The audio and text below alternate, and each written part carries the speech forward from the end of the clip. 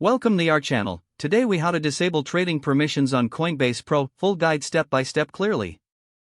To disable trading permissions on Coinbase Pro, start by logging into your Coinbase Pro account. Ensure you enter your email and password correctly. Once logged in, navigate to the upper right corner of the dashboard. Click on your profile icon to open the account settings.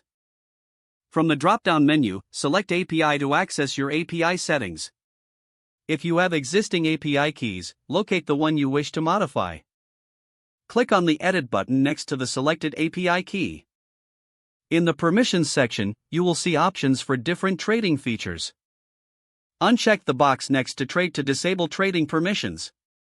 If you want to restrict other actions, you can also modify those settings here. After making the changes, scroll down to the bottom of the page. Click the Save button to implement the new settings. You should see a confirmation that your API key has been updated. To ensure your settings are correct, consider logging out and back in. Review your API key permissions once more to verify that trading is disabled.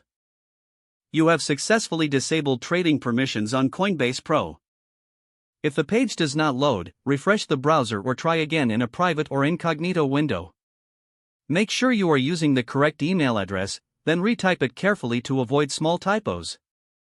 If your password is not accepted, use the reset option and create a new strong password you can remember. Check your spam folder for verification or security emails, then complete any requested confirmation steps. Enable two-factor authentication if available to improve account security and reduce unauthorized access risk. After signing in, review your profile details so your contact information and settings are accurate and current. If you see an error message, note it down and try again after restarting your device and internet connection. Log out when you finish, especially on shared devices, to keep your account and payment information secure. If the page does not load, refresh the browser or try again in a private or incognito window. Make sure you are using the correct email address, then retype it carefully to avoid small typos. If your password is not accepted, use the reset option and create a new strong password you can remember.